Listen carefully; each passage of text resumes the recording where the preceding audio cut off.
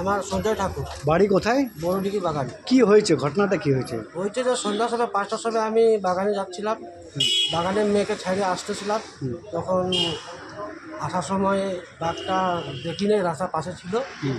যখন পার হচ্ছে তখন পিছন থেকে অ্যাটাক করছে। পিছন থেকে অ্যাটাক করছে নাকি? হ্যাঁ হ্যাঁ, আচ্ছা, তুমি কি বাইকে ছিলা? আমি বাইকে ছিলাম।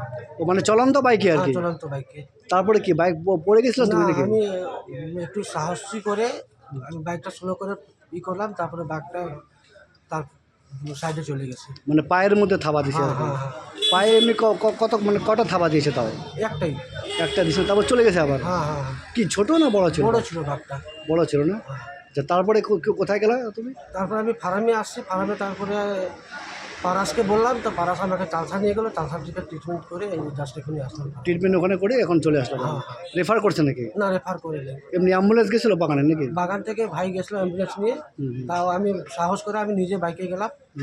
বাইকে ট্রিটমেন্ট করে তারপর কয়টার সময় তাও ঘটনা মোটামুটি? এটা 5:30 পৌনে 6টার সময়। কি নাম তোমার? সঞ্জয় ঠাকুর। তুমি কি করো এখানে, দোকান কিসের? আমার ফার্মে সেলুন দোকান আছে। সেলুন দোকান আছে, মানে বাড়ি থেকে আসতেছিল আর কি? হ্যাঁ হ্যাঁ হ্যাঁ, এই সন্ধ্যার সময় মেয়েকে ছাইড়ে আসতেছিলাম।